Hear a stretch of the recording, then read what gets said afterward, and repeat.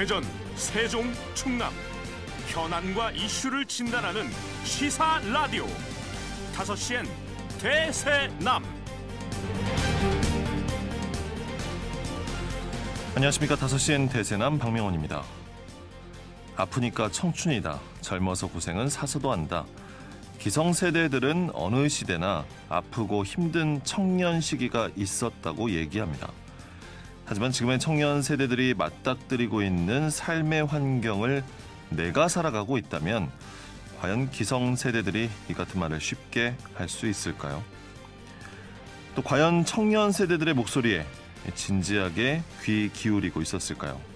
혹은 청년 세대를 수혜의 대상으로만 여기고 또 단지 정치판에서 선거용으로 이 청년을 소비만 하고 있지는 않았는지요. 6.1 지방선거가 이제 30일도 채 남지 않았습니다. 여야 모두 청년 공천 확대를 외쳤지만 청년 또 정치 신인의 등장은 역시나 많지 않습니다. 오늘 5시엔 대세남에서는 잠시 후 청년 정치인 두 분을 모시고 청년 정치인들이 바라보는 지금 우리 시대의 정치는 어떤 모습인지, 그리고 얼마 남지 않은 6.1 지방선거 어떻게 바라보고 있는지 청년들의 목소리를 들어보겠습니다. 자, 오늘 방송은 녹음 방송이라는 점 말씀드리고요. 자, 5월 6일 금요일 5시엔 대세남 시작합니다.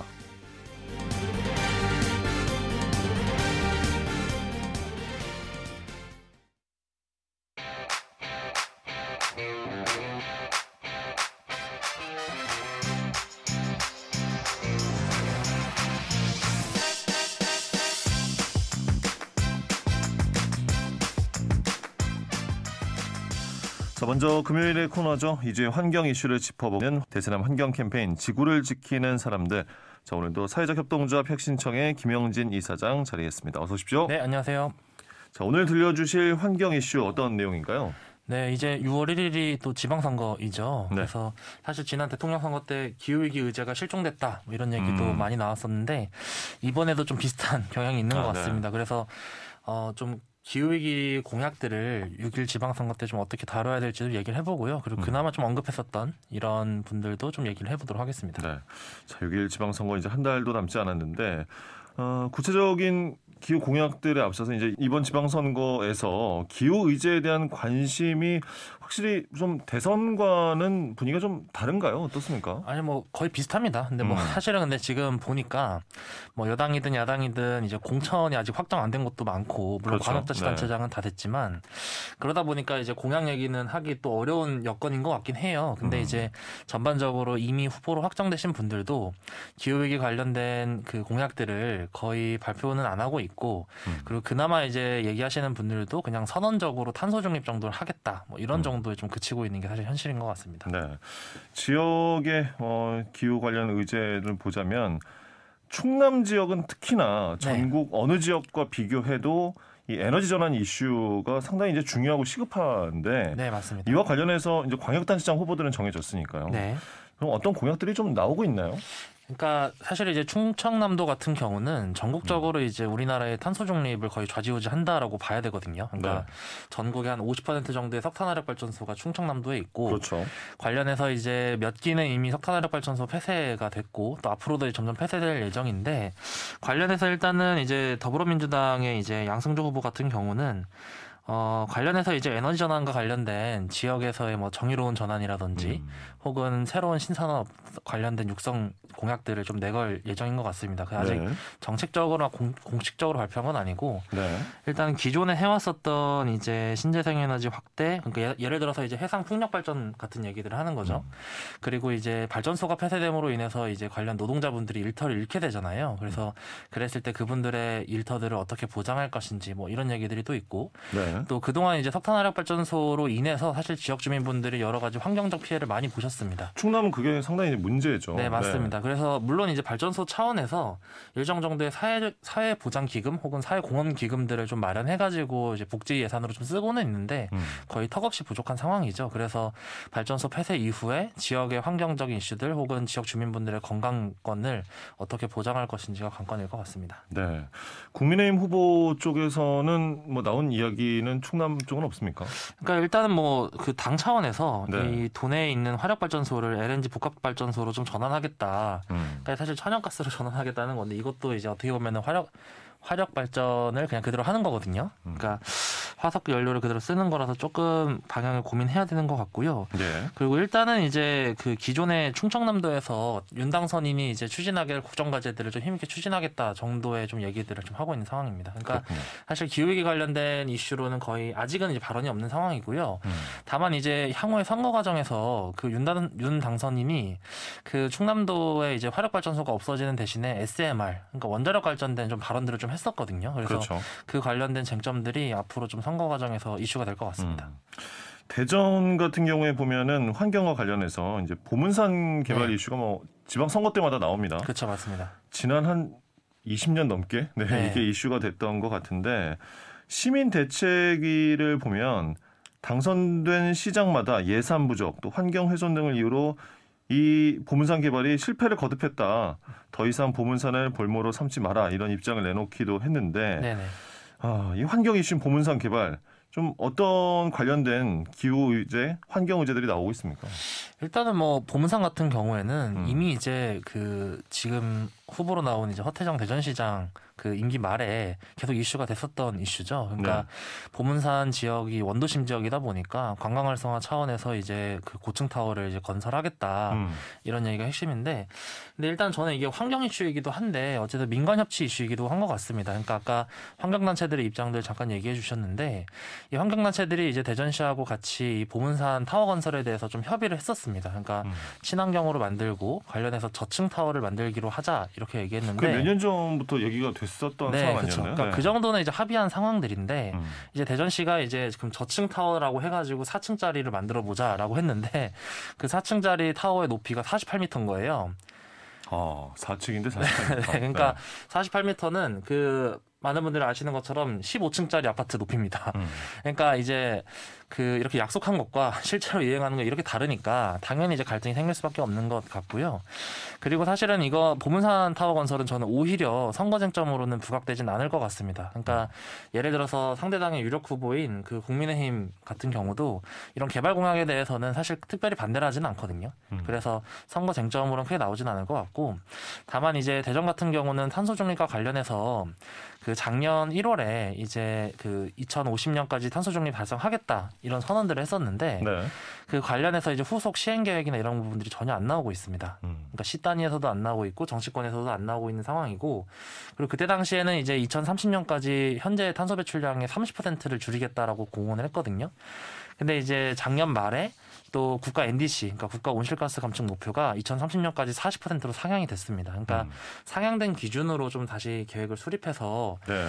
지역의 이제 기후위기 공약들을 좀 내걸 필요가 있을 것 같고, 그리고 대전 같은 경우는 어쨌든 그 소비 도시잖아요. 그래서 산업 도시가 아니다 보니까 건축과 수송 부분에서 대부분의 탄소 배출량이 발생을 합니다. 그래서 실제로 이제 대중교통 활성화라든지 혹은 현재 전체 건축물의 한 50% 정도가 그 20년 이상 된 노후 건축물이거든요. 그래서 에너지 소비를 많이 하는 건축물들입니다. 그래서 그런 그린 리모델링들을 어떻게 확대해 나갈 것인지 이런 얘기들도 좀 선거에서 나와야 될 것 같습니다. 네. 그 뭐 각 자치구 이제 단체장 선거에서 나온 뭐 우리가 좀 눈여겨봐야 될 그런 네. 공약이나 정책들 이런 것들이 있을까요? 그 지금 이제 자치구 공천이 다 안 끝났죠, 대전 같은 경우는. 근데 그나마 이제 좀 끝난 곳 중에 주목할 만한 곳은 역시 대전시에 있는 대덕구인 것 같습니다. 그러니까 아무래도 이제 대덕구가 기존 민선 7기 때부터 이제 친환경 정책들을 많이 펼쳤는데요. 그 중에서 저는 좀 전국의 다른 기초지자체나 광역지자체가 좀 참고했을 만한 정책으로 탄소인지 예산제를 좀 다 공약으로 걸었으면 좋겠다 이런 생각을 좀 했습니다. 익숙하진 않은 표현이네요. 네, 탄소 그러니까- 인지 예산제. 네. 그러니까 행정에서 이제 어떤 예산을 가지고 정책들을 집행하잖아요. 네. 그러면은 그 정책들을 집행할 때 이 해당 정책이 어느 정도의 탄소를 배출하는지 계산하는 겁니다. 그러니까 예를 들어서 어떤 지자체가 도로를 건설한다 이러면은 그 도로 건설로 인해서 탄소가 배출될 거잖아요. 네네. 그럼 그런 탄소들을 얼마큼 배출하는지 각 정책마다 계산을 해가지고 어느 정책에서 탄소를 줄이고 어느 정책에서는 신재생에너지나 이런 흡수원 관련된 정책들을 더 펼칠지 계산을 하는 거죠. 그러니까 그 정부에서 집행하는 모든 정책에 탄소 배출량이라고 하는 꼬리표를 붙이는 겁니다. 그래서 실제로 정부가 더 적극적으로 이 탄소 중립을 실행하도록 하는 이런 행정 관련 정책이거든요. 그래서 이런 정책들 같은 경우는 좀 전국의 모든 지자체분들 여야 상관없이 좀 참고를 해보시면 좋을 것 같고요. 관련해서 이제 어쨌든 여러 가지 생활 그 친환경 정책들을 좀 공약으로 내건 것 같습니다. 특히 이제 그 10만 탄소 다이어터 양성하는 그런 교육이나 생활 캠페인 같은 것들을 이제 향후에 더 적극적으로 하겠다. 혹은 이제 채식과 관련된 실천들도 많이 하고 있거든요. 대덕구청이 이제 목요일마다 채식을 하고 있습니다. 구청 구내식당에서. 그래서 그런 채식들을 활성화하는 부분들. 그리고 이제 대덕에 이제 산업단지가 있다 보니까 아리백 이슈들이 있습니다. 네. 그러니까 그 산업단지에 있는 중소기업들이 해외에 수출을 하려면은 아리백을 기준 요건을 채워야 되는데 그런 중소기업들에 대한 이제 아리백 지원들을 해나가는 이런 부분들도 좀 현재 공약으로 언급이 되고 있는 것 같습니다. 뭐 서구나 중구, 유성구 쪽은 관련 공약들이 아직은 좀 찾아보기가 어려운가 보군요. 뭐 사실은 서구는 지금 두 정당 모두 공천이 안 된 상황이죠. 네네. 거의. 그래서 일단 정책 얘기는 거의 안 나오고 있고요. 중부도 거의 마찬가지입니다. 그러니까 대부분의 도시들이 그 자치구가 사실은 탄소 중립을 하겠다고 이미 선언은 한 상태거든요. 근데 사실 대부분의 정책들이나 공약들 그런 내용들을 살펴보면은 그냥 시민들의 친환경 생활을 좀 지원하겠다. 뭐 이런 그 정도이지. 선언적인 정도 수준에서 네, 맞습니다. 끝나는군요. 그러니까 실제로 뭐 교통, 건축 혹은 뭐 그 외에 산업 관련해 가지고 어떤 식의 이제 구체적인 탄소 중립 정책들을 펼칠 건지에 대한 구상들은 좀 없는 게 사실인 것 같습니다. 그렇군요. 지방선거를 앞두고 좀 관련된 의제들, 뭐 어젠다가 많이 좀 발굴이 됐으면 좋겠는데 네. 김현지 사장님 봤을 때 좀 어떤 정책들이 좀 더 나오고 좀 활성화가 됐으면 좋겠다고 생각하시나요? 그러니까 사실 저는 이제 충남권 같은 경우는 그 너무 명확합니다. 에너지 전환을 당연히 해야 되는 거고요. 이게 국가 전략이랑 맞닿아 있기 때문에 석탄 화력 발전소 조기 폐쇄하고 조기 폐쇄에 따른 이제 노동자분들의 노동권이나 지역 주민들의 건강권 보장할 수 있는 방안들이 좀 구체적으로 나와야 될 것 같고요. 함께 나와야 하는 문제죠. 또. 네네. 네. 그리고 대전 세종 지역 같은 경우는 어쨌든 에너지 소비 도시입니다. 그러다 보니까 에너지를 실질적으로 생산하지 못하는 도시들인데 그런 도시들 같은 경우는 신재생 에너지 관련된 사업들을 좀 적극적으로 해야 되는데 예를 들어서 이제 시민햇빛 발전소라는 이런 정책들이 있습니다. 그러니까 예를 들어서 이게 공공에서 이제 옥상이나 주차장 부지 같은 것들을 좀 저렴하게 제공을 하면은 시민분들이 펀드를 해가지고 그곳에다가 이제 태양광 발전소를 짓는 거죠. 그럼 발전소에서 이제 전기를 생산하잖아요. 네네. 그러면은 이 생산된 전기를 한전에서 의무적으로 구매를 해야 됩니다. 신재생 에너지다 보니까. 네네. 그러다 보니까 수익이 당연히 발생하는 거고 그 수익들을 펀드를 모은 시민분들이 이제 이자 형식으로 가져가고 운영도 하는 방식입니다. 그래서 네. 다른 도시들, 그러니까 예를 들어 안산이나 울산 같은 경우는 이런 시민햇빛 발전소들이 굉장히 많습니다. 근데 우리 지역에는 이제 아직 하나도 없는, 특히 대전에는 하나도 없거든요. 그래서 그런 이제 시민들도 주도하고 또 정부도 같이 협력하면서 탄소 중립에 기여할 수 있는 에너지 전환 정책들이 좀 적극적으로 나오면 좋을 것 같습니다. 모두에게 이득이 되지 않을까. 그렇죠. 네, 그러니까 생각되네요. 시민분들 네. 같은 경우는 에너지 전환에 기여도 하시면서 이제 펀드도 네, 하시는 수익도 거고요. 가져갈 수도 있고. 네. 네. 그리고 신재생 에너지 비율도 높이고 이러다 보니까 당연히 이제 적극적으로 좀 추진하면 좋을 사업들인 것 같고요. 이 관련 사업의 핵심은 결국 공공부지입니다. 그래서 공공부지를 예를 들어서 공공기관이나 지자체가 가지고 있는 큰 건물들의 옥상을 활용해도 되고 뭐 주차장을 활용해도 되는 거라서 그런 차원에서의 좀 적극적인 공약들이 나오면 좋을 것 같고요. 그리고 대전시 같은 경우는 어쨌든 전국적으로 이제 광역자치단체 중에 그 대중교통 분담률이 너무 낮습니다. 그러니까 지금 그렇죠. 전체 네. 수송 체계 중에 한 지적이 많이 있었죠. 네, 25% 정도밖에 안 되거든요. 근데 사실은 자동차를 이제 친환경 자동차, 전기 자동차로 바꾸는 것보다는 자동차의 수요 자체를 줄이는 게 탄소 중립에 훨씬 기여할 수 있는 방향이기 때문에 장기적으로는 이제 대중교통 분담률을 트램까지 포함해가지고 한 2050년까지는 거의 50%, 60%까지 끌어올려야 되거든요. 그래서 그런 이제 로드맵들을 좀 내어놓으면 좋겠고, 사실 저는 시민분들이 기후위기 관련된 그 정책들을 필요하다고는 말씀을 하시는데 그 정책들이 내 생활에 뭔가 불편으로 다가올 것 같으면은 사실은 좀 망설여지는 것도 사실입니다. 그러니까 예를 들어서 제가 이제 꼭 필요한 정책이 뭐냐라고 많은 분들이 물어보실 때 아까 뭐 시민햇빛 발전소도 얘기하고 했지만 가장 필요한 것 중에 하나는 사실 주차장을 줄이는 겁니다. 아예 주차장을 줄여서 네. 이용을 하지 않게끔. 그러니까 자동차가 불편한 도시를 만들어야 음. 실제로 대중교통 분담률이 올라가는 건데 계속해서 도시철도만 만들겠다고 하면은 사실은 분담률 자체는 크게 영향을 못 미치는 거거든요. 그래서 이제 유럽의 이제 파리라든지 이런 곳들 같은 경우는 과감하게 주차장을 줄이고 주차장을 줄인 곳들을 이제 사회복지 관련된 시설들이나 공원들로 바꾸는 실험들을 하고 있고요. 그리고 그렇게 이제 줄어든 부분들을 대중교통이나 자전거와 관련된 친환경 이동수단들로 이제 대체하면서 이제 친환경 도시로 전환을 하고 있습니다. 그러니까 물론 이제 국내에서 그런 친환경 정책들이 아직 시민 수용성이 낮기 때문에 많은 장벽들이 부닥칠 걸 이해를 하고 또 사실은 어떤 시장 후보가 주차장 줄이겠다라고 선언하면 그 후보는 당연히 떨어지겠죠. 그래서 그런 부분들에 대해서 속도 조절하는 것도 필요하다고는 생각은 하는데 사실은 우리에게 닥친 이 기후위기가 너무 심각한 상황이라서 언제까지 속도 조절해야 되나 혹은 언제까지 그런 선거 공학적으로 이 기후위기에 접근해야 되나 이런 고민들은 계속 드는 것 같습니다. 네, 알겠습니다. 자, 대세남 환경 캠페인 지구를 지키는 사람들 오늘은 여기까지 냈도록 하겠습니다. 선거와 관련된 이야기 함께 해봤습니다. 사회적 협동조합 혁신청의 김영진 이사장이었습니다. 고맙습니다. 네, 고맙습니다.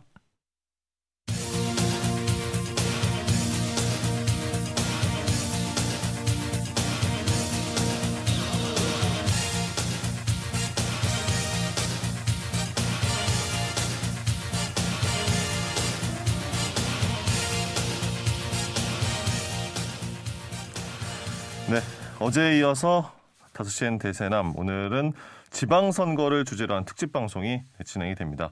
자, 녹음 방송으로 진행되고 있다는 점 청취자 여러분께 말씀을 드립니다. 자, 독일의 미래 정책에는 청년들의 참여가 필수입니다. 또 스웨덴은 다양한 정책 학교를 통해 청년들에게 정치 참여 길을 제공하고 있습니다. 하지만 대한민국의 미래는 청년들에게 달려있다라고 얘기는 하지만 취업, 결혼, 주거, 육아 등 어느 하나 만만히 볼 수 없는 현실 속에서 청년이 주도하는 정책 과연 얼마나 될까요? 자, 다가오는 6.1 지방선거에도 또 MZ세대 후보들 대거 도전장을 내밀기도 했는데 과연 청년 정치인들 새로운 바람을 일으킬 수 있을지 오늘은 청년 정치인들이 바라보는 6.1 지방선거 또 지금 시대 청년 정치에 대해 이야기 나눠보도록 하겠습니다.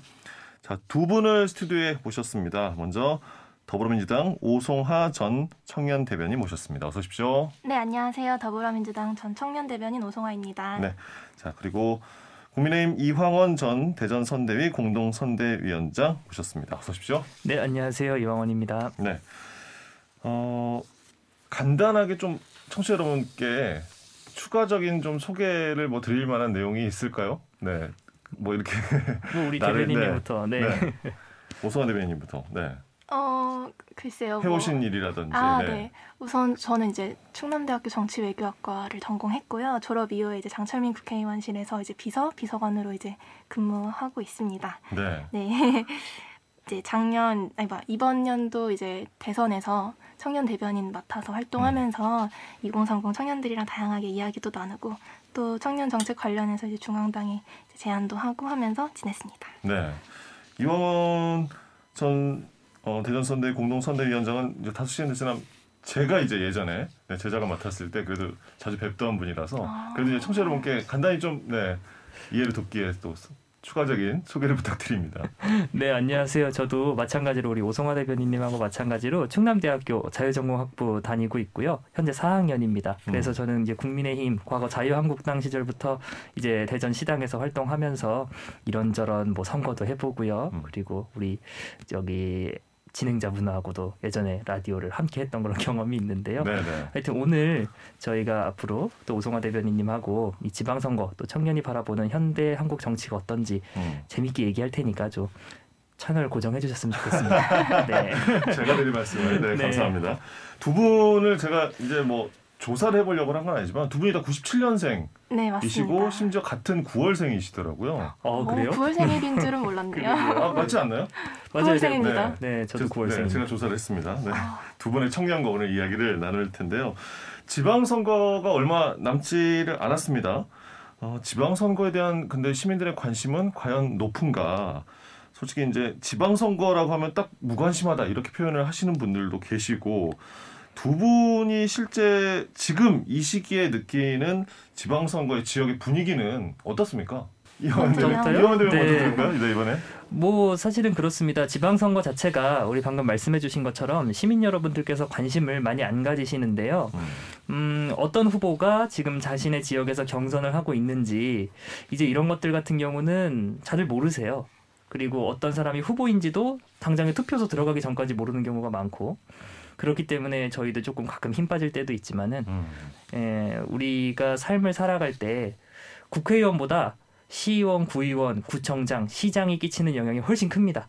그러니까 좀 관심을 가져주십사 하는 마음이 있습니다. 네, 요즘은 좀 다니시면서 이렇게 체감하는 좀 그런 게 있으신가 봐요.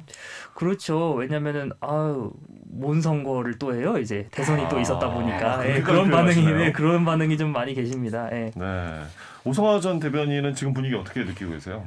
저도 이황원 위원장님께서 말씀해주신 것처럼 이제 아무래도 대선에 비해서는 조금 시들해진 느낌이 없지 않아 있습니다. 이제 보통 역대 선거율을 보면 투표율을 보면은 이제 총선이나 지선이 항상 이제 대선보다는 20-30% 정도 낮아요. 이제 투표율도 낮고 그렇다 보니까 이제 시민분들께서 이제 관심이 좀 덜한 게 느껴지기도 하고.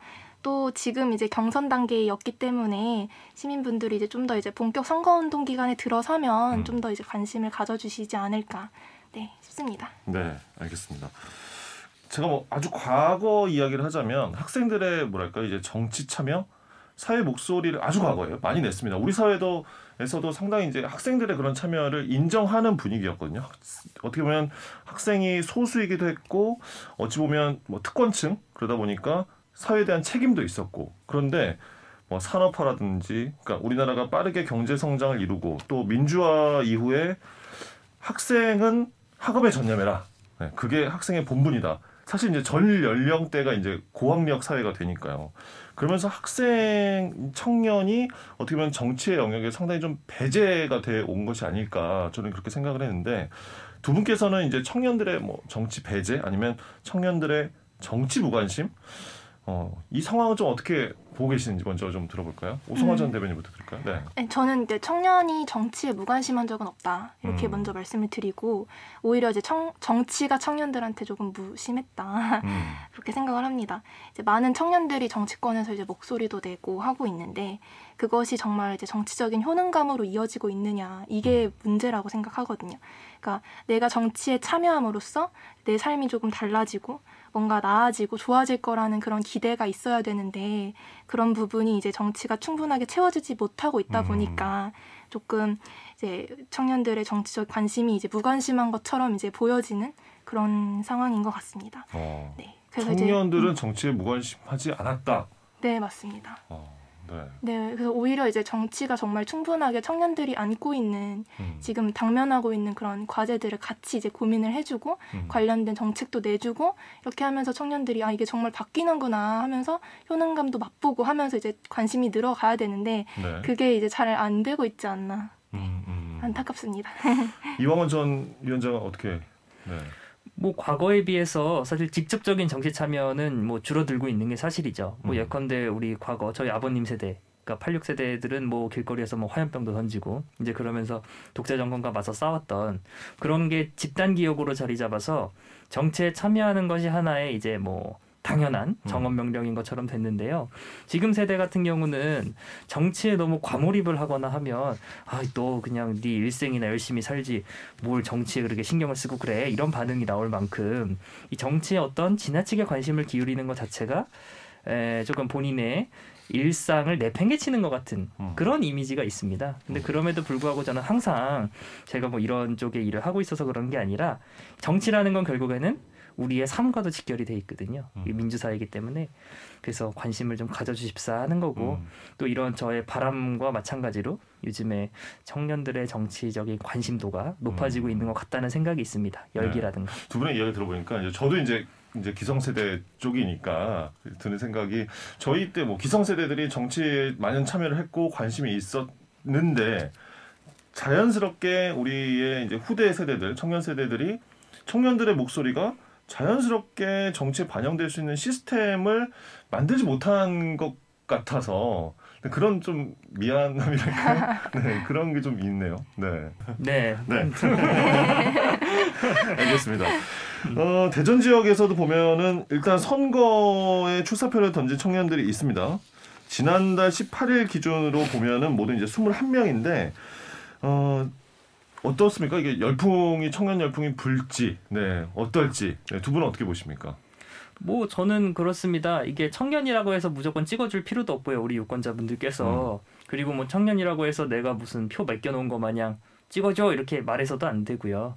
저는 그러니까 저는 청년 정치인이라고 하는 것이 우리 사회에서 필요한 이유는 이 기성세대와의 이해관계에 얽매이지 않고 정말 우리 미래 세대를 위해서 혹은 우리의 청년 세대를 위해서 필요한 정책은 밀어붙일 수 있는 그런 깡이 있는 사람이 필요하기 때문에 우리 국민들이 청년 정치를 원하고 있는 거라고 보거든요.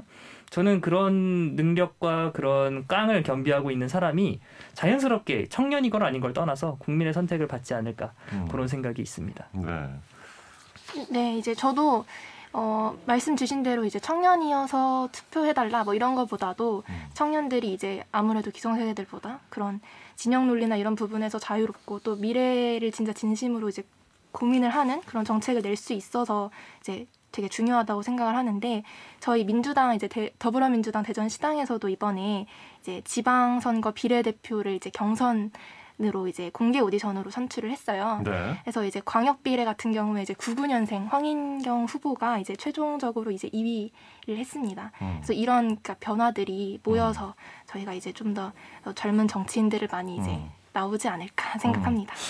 방금도 이제 그 비례대표를 경선을 통해 오디션을 통해서 뽑았다는 얘기 해주셨는데 사실 이제 선거 전에 각 양당이 내놓았던 뭐 공천에서 이런 뭐 가점도 주고 비율도 이야기하고 했는데 여러 이야기했는데 막상 이제 딱 그 시기에만 이야기가 돌고 공천 이제 확정이 이제 거의 됐으니까 보면은 사실 이게 정말 세대 교체가 되는 건가? 또 관심 있는 분들께서는 또 실망감을 가지시거든요. 네. 이게 이 정도로 해서 이번 선거에서 세대 교체가 되고 있다라고 보실 수가 있을지, 네, 어떻게 보십니까? 네, 그 말씀 주신 대로 이제 기존에 있던 뭐 청년 할당이나 인센티브 같은 것들이 있었는데 그게 진짜 실효성이 있었냐 하는 거에 대해서는 조금 논란이 있어요. 저도 이제 조금 아니라고 생각하는 부분도 있고, 그러니까 지금 기존에 있는 현역 의원들이랑 이제 청년 인센티브만 가지고서 우리가 대결했을 때 그게 진짜로 우리가 이길 수 있냐? 왜냐면 지금만 봐도 원래 있었던 제도인데 사실 지금 광역의회를 봐도 청년 의원들이 1%도 안 되는. 네, 그렇기 때문에 이게 실효성이 없다는 거는 이제 다들 알고 있는 것 같고, 그래서 저희가 이제 다른 방법들을 또 고민을 하고 또 뭐 국민의힘 같은 경우는 피펫도 도입을 하고 민주당은 이제 광역 오디션도 한번 해보고 이런 식으로 이제 다양한 방법들을 고민해 나가는 과정이 아닌가 싶습니다. 어렵나요? 그렇게 벽을 깨기가? 네, 이영은 전 위원장은 어떻게 보시나요? 저 개인적으로는 좀 소수 의견이긴 합니다만 뭐 청년 공천 할당이라든지 청년 가산점 이런 건 저는 필요 없다고 봅니다. 이걸 없애야 된다고 보는 입장 중에 실효가 한 명인데 없어서? 실효가 없다기보다도요. 저는 그렇거든요. 뭐 저희 이준석 대표께서도 능력주의라는 말씀을 계속 하시지만 그러니까 능력으로만 놓고 보면요. 청년하고 우리 기성세대를 비교해 봤을 때 저는 청년이 밀린다고 봅니다. 근데 그럼에도 불구하고 우리 청년 정치가 필요하다라고 얘기하는 거는 그 당사자성 때문이거든요. 기성세대가 청년 정책을 입안하는 것과 청년 세대가 본인들의 정책을 직접 만드는 것은 다를 수밖에 없겠죠. 그런 측면 때문에 우리가 청년 정치인이 필요하다라고 얘기하는 건데요. 이게 마치 너무 나가서 세대 교체가 반드시 필요하고 나이가 드는 사람들은 무조건 퇴장해야 된다. 이제 이런 식으로 흘러가게 돼버리는 경우가 많거든요. 지역 정치라든지 혹은 중앙 정치에서도. 이런 거는 우리가 좀 지양할 필요가 있다. 저는 나이가 드신 분들이 이뤄놓은 재산이라든지 조직이라든지 이런 것도 그분들의 능력이라고 보고 그분들이 나이가 들었다고 해서 마치 우리 사회에서 이제는 퇴장하셔야 될 그렇게 되면 너무 슬프지 않습니까? 우리 사회가. 그래서 저는 그런 부분에 있어서 청년 정치라고 하는 것에 가산점을 준다거나 그런 것보다도 청년들이 정치를 할 수 있는 그냥 환경이 필요하다. 뛰어놀 수 있는 그라운드를 만들어주는 게 필요하다. 그러니까 정의당에서 잘했는데요. 뭐 청년 정의당 같은 거, 당내 당을 만든다든지 그런 식으로 해서 청년들이 최대한 많이 국민들에게 노출이 되고 국민들이 저런 정치인도 있네. 청년인 걸 떠나서요. 그래서 선택권을 넓혀 나가는 거. 그리고 그 선택권에 청년이 포함될 수 있도록 하는 거. 그게 더 중요하다고 저는 생각을 하고 있습니다. 근데 이제 오승환 대변인께도 이 동의를 하시는지. 왜냐면 이미 너무 기울어져 있었기 때문에 그쵸. 과거의 네. 우리 정치, 현대 정치 상황은 또 많이 다르잖아요. 그때는 어떻게 보면 좀 맨주먹으로 또 일어설 수 있는 정치판일 수도 있었지만 지금은 이미 말씀해 주신 조직이라든지 다른 것들이 워낙 확고하기 때문에 이 청년 정치인들이 끼어들 틈 자체를 찾기가 그쵸. 너무 어렵지 않았나. 네. 그래서 이런 제도를 도입하는 게 아닌가 생각이 또 한편에서 들 수 있거든요. 네. 어떻게 생각하십니까? 오성환 그러니까 대변인. 한편으로는 이제 말씀해 주신 내용도 너무 좋고 청년들이 뛰어놀고 놀 수 있는 말할 수 있는 환경을 우리가 제공해야 된다 이런 것도 너무 좋은데 이제 기존에 있는 그 틀이 너무 이제 두껍고 깰 수가 없다 보니까 아마 이제 그런 방식으로 그래서 이렇게 다양한 방법들을 시도를 하면서 우리가 조금 조율을 해 나가야 되지 않을까. 물론 이제 기존에 있던 분들 당연히 뭐 지역에 기반도 있으시고 그동안 해왔던 그런 능력도 있으시고 하시지만 우리가 그럼에도 불구하고 청년 정치인들을 이제 육성하기 위해서 다양한 시도를 해보는 과정이라고 생각합니다. 이제 여야 공천 과정이 끝나가는데 거의 이제 마무리가 됐는데 완전히 끝은 안 났지만 두 분은 자당에 속해 있는 당의 이번 경선이라는 공천의 과정과 결과를 어떻게 좀 자평을 하시는지도 듣고 싶네요. 네. 네, 뭐 공천이라는 게 더불어민주당 항상 먼저요. 네. 네네 이제 공천이 항상 이제 어느 정도의 논란은 이제 항상 이제 할 때마다 있지 않습니까? 근데 이제 어쨌든 이런 논란들은 이제 기존 정치 기득권을 우리가 이제 해체시키고 또 새로운 인재도 발굴하고 그런 과정에서 이제 뭐 어쩔 수 없이 이제 불가피하게 있는 것들이라고 생각을 하고 이제 사실 그 아까도 이제 얘기를 계속 하고 있지만 어른과 아이가 이제 달리기를 한다고 생각을 하면 우리가 이제 그냥 그 절대적인 평등만을 강조해서 똑같은 라인에서 이제 시작해라라고 했을 때 아이는 절대 어른을 이기지 못할 거예요. 그래서 이제 마찬가지로 우리가 기존 그런 정치 신인들이 청년 가점을 받아도 현역 의원들과의 경쟁에서 이기지 못하다 보니까 그런 당 차원에서 이제 다양한 이제 청년 전략 선거구라든지 여성 뭐 30% 청년 30% 공천이라든지 이런 걸 통해서 어느 정도의 불리함을 극복할 수 있도록 하자고 이제 이야기도 나왔고 뭐 그랬는데 어쨌든 이제 뭐 민주당의 쇄신을 위한 다양한 결정들 가운데 하나였고 공천도 이제 마무리가 되고 있기 때문에 6월 1일 이제 지방선거 승리를 위해서 다 같이 이제 힘을 합쳐야 되지 않을까 생각합니다. 더불어민주당이 이제 청년 당원으로서는 결과에 그러면 어느 정도나 점수를 주십니까? 뭐 물론 100점은 아니죠. 한 70점 정도. 알겠습니다. 네. 이왕환 전 위원장은 어떻게 보셨습니까? 뭐 아직 이제 오늘 우리가 이제 녹음하고 있는 날 기준으로 아직 국민의힘에서는 대전 지역의 이제 기초자치단체장 같은 경우는 지금 경선 중에 있습니다. 그래서 결과가 어떻게 나올지는 모르겠지만 그 경선 과정에서 다양한 청년 후보들이 많이 또 나와주셨어요. 저도 개인적으로 저도 당원이기 때문에 투표를 할 수가 있는데. 그렇습니다. 그거를 보면서 느낀 점은 우리 국민의힘에도 이렇게 목소리를 낼 수 있는 훌륭한 청년들, 그 청년들 중에서도 본인의 생업을 확실히 영위하면서 우리 사회 구성원으로서의 일임을 다 하면서 정치에 뛰어드는 그런 자유우파적인 가치관을 갖고 있는 후보들이 많구나. 이제 그런 좀 감명을 받았고요. 그런데 이제 그 사람들이 공천을 받느냐는 또 별개의 문제겠죠. 왜냐하면 그것은 우리가 공정한 경선의 룰에 따라서 펼쳐지는 것이기 때문에 만약에 그분들이 진다면 뭐 슬프게도 그분들의 능력이 부족했던 거고 그분들이 이긴다면 그걸 뚫어낸 거죠. 그리고 이미 우리 당도 가산점이 있습니다. 청년 가산점이 다 있기 때문에요. 신인 가산점도 있고. 그래서 한번 지켜볼 만할 것 같습니다. 저는 이번에 분위기가 되게 개인적으로 청년들에게 우호적이었다고 전 느끼고 있습니다. 국민의힘에서. 상당히 높게 점수를 그러면 주시나요? 결과가 안 나왔기 때문에. 네. 근데 그 과정에서는 저는 그분들에게 경선의 장을 열어줬다는 것만으로도 상당히 진일보를 했고 그래서 저는 한 80점 줄 수 있을 것 같습니다. 왜냐하면 예전 같은 경우는 과거와 비교해서입니까? 그렇죠. 예전 같은 경우는 우리 경선도 안 열어줬어요. 청년들한테. 슬프지만. 어느 시대에서 오셨는지 저 의문입니다. 18년도만 해도 다른 뭐 경기도나 이런 데 보면 경선도 안 해줬습니다. 청년들은. 알겠습니다. 일단 대선이 끝나고 바로 치러지는 이런 지방선거.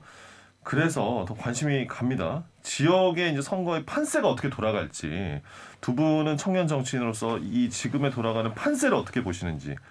대선에서 보면은 대전 같은 경우에도요. 지역마다 또 차이도 있고 그랬거든요. 동구나 중구는 상당히 이제 국민의힘에서 좋은 결과가 나왔고 나머지 지역은 또 비슷비슷하게 나왔었거든요. 판세 어떻게 보시는지 두 분 좀 이야기 들어보겠습니다. 먼저 오송하 전 대표님.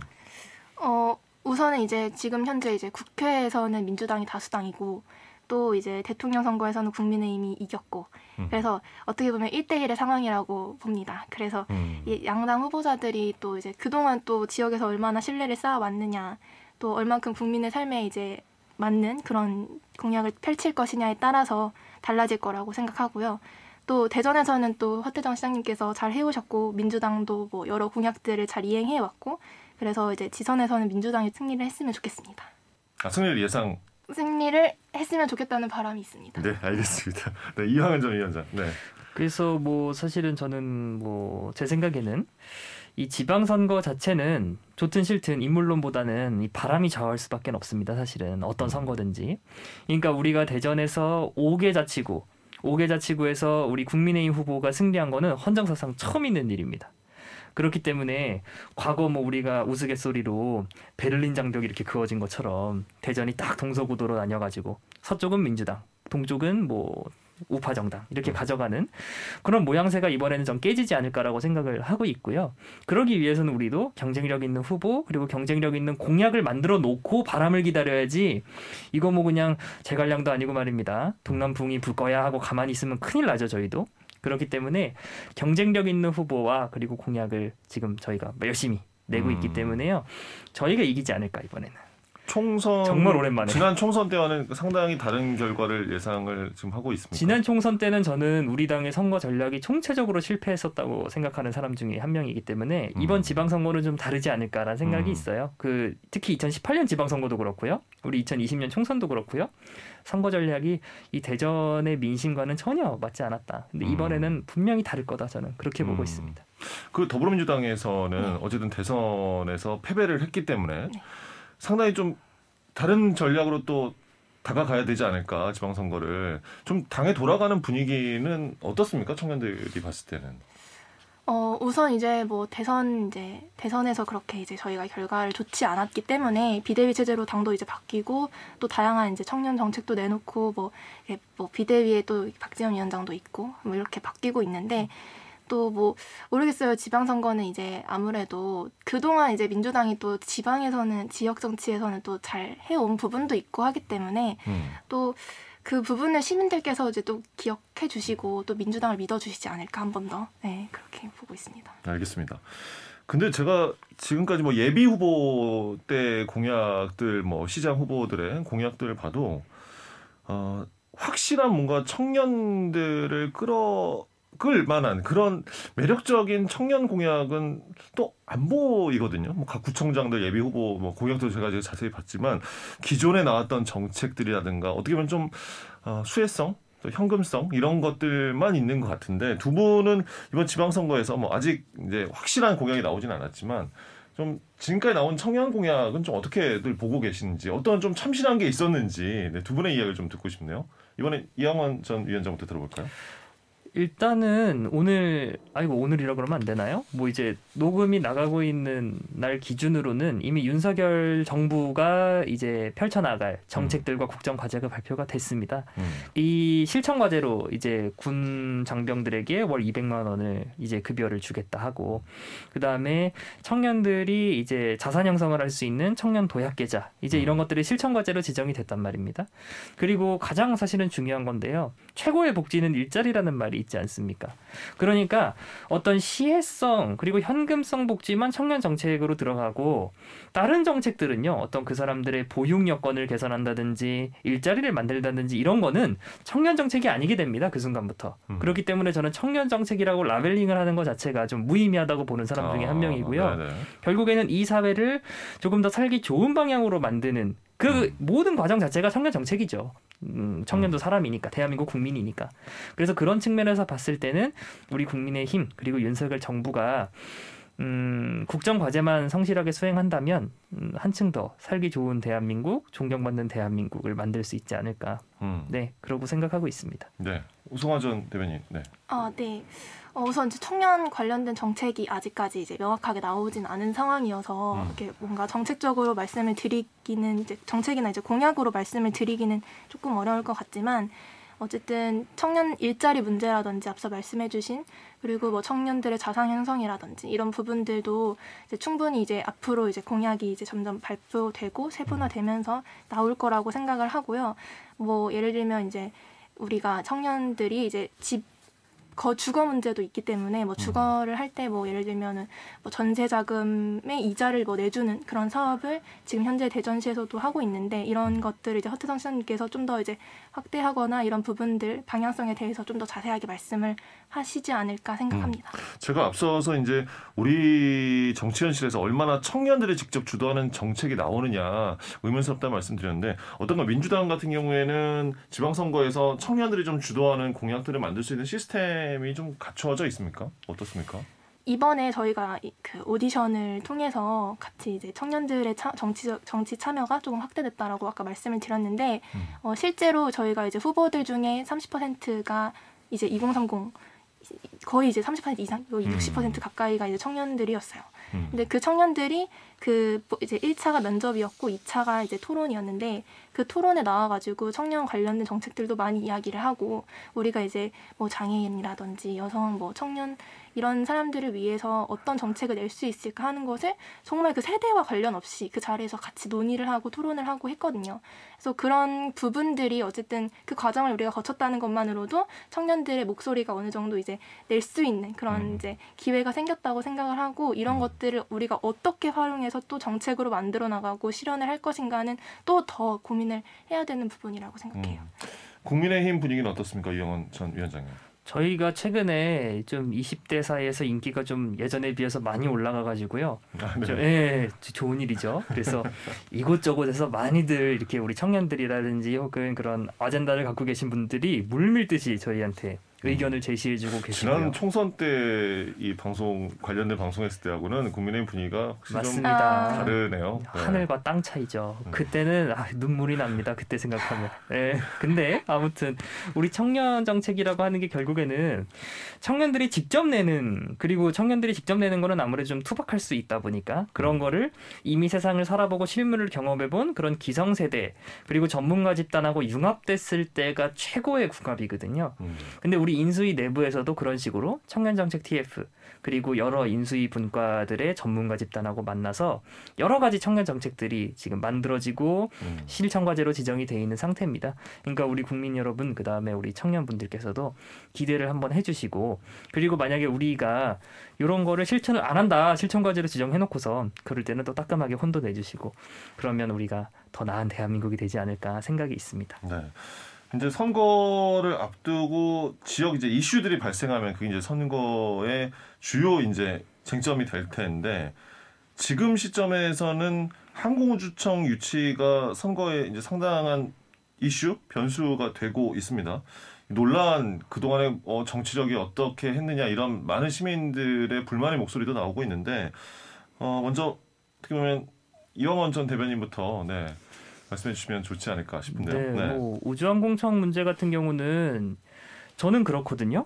지금 우리 대전이 우주항공청을 요구하는 명분 자체가 이 대덕특구의 모든 그 항우연도 있고 그리고 이런저런 항공우주 관련 기술 연구원들이 다 있기 때문에 우주항공청은 당연히 대전으로 와야 된다 이제 이런 논리를 전개하고 있단 말이죠. 근데 사실은 이런 논리 자체는 우리가 기존에 너무 많이 써먹었어요. 예를 들어서 인천에 빼앗긴 K바이오랩 같은 그 허브 같은 경우도 우리가 인천을 상대로 우리는 대전에는 생명연도 있고 여러 바이오 기업을 이렇게 할 준비도 돼 있으니까 우리로 와야 됩니다. 이제 이렇게 얘기했단 말이에요.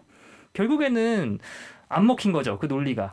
그러니까 우리는 우리한테 다 있으니까 우리 대덕특구 있으니까 우리로 와야 돼가 아니라 그 이상 그 너머를 봐야 된다는 거예요. 예를 들어서 방위사업청이 이제 대전으로 옵니다. 그러면 방위사업청하고 그 ADD 국방과학연구소가 이미 대전에 오고 있고 그리고 그 상황에서 항공우주연구원도 방금 말씀드렸다시피 있습니다. 그러면 이것들과 함께 우리는 국방 관련 우주항공 산업을 하면 되는 거고 그리고 우주항공청이 갈 것으로 예상이 되는 사천에는 이미 카이가 있습니다. 한국 항공우주산업이 있어요. 그러면 그쪽에서는 민간 영역의 항공우주산업을 하면 되는 겁니다. 대한민국의 대전, 세종, 충남만 있는 게 아니지 않습니까? 그럼 이 상황에서 우리 충청이 대한민국의 발전에 어떤 부분을 기여할 수 있는지 대통령을 설득하기 이전에 뭐 충청의 아들이니 뭐니 하면서 해줘가 아니라 우리가 충청의 어떤 것을 우리한테 주시면 대한민국의 발전에 정말 큰 도움이 됩니다라고 우리 국민들을 설득해야 될 문제고요. 그렇기 때문에 저는 우주항공청 같은 경우도 우리가 이미 이게 사천으로 가기로 확정이 된 상황이기 때문에 거기에 연연할 게 아니라 방사청이 오기로 되어 있지 않습니까?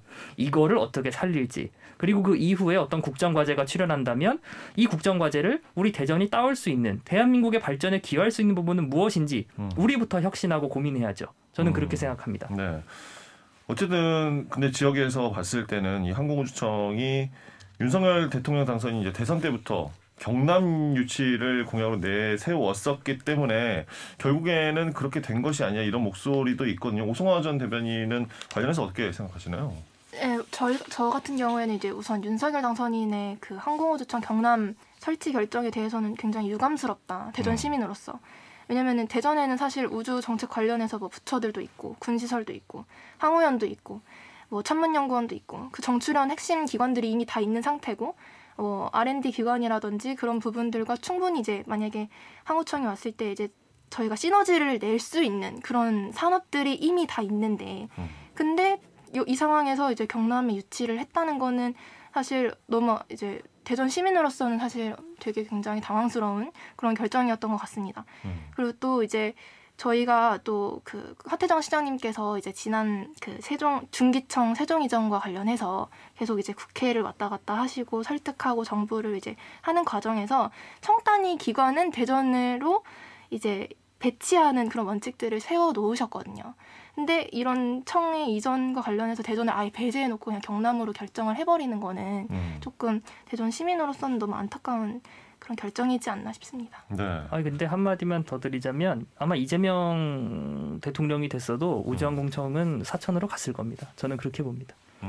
왜냐하면 이재명 후보 자체가 당시에 우주항공청 관련해서 대전으로 가겠다라는 공약을 정식적으로 낸 적도 없고요. 계속해서 우리 지역 정치계에서는 내라고 요구를 했습니다만 낸 적도 없고, 무엇보다 우리 대전에서 최다선에 빛나는 우리 이상민 의원 같은 경우도 경남에 내려가서 우주항공청 사천에로 유치하겠다라는 말씀을 하셨습니다. 그 기사도 다 있습니다. 그러니까 그런 상황에서 우리 대전이 결국에는 이재명 후보도 그렇고 윤석열 후보도 그렇고 설득을 하지 못한 겁니다. 대전시가. 그러면 대전 정치권이. 그럼 대전 정치권과 대전시의 책임은 누구에게 있느냐? 민주당에 있는 거죠. 그리고 중기벤처부 이전도 마찬가지입니다. 결국에는 그거를 못 막은 거 아닙니까? 아니, 대통령도 민주당, 국회 다수도 민주당.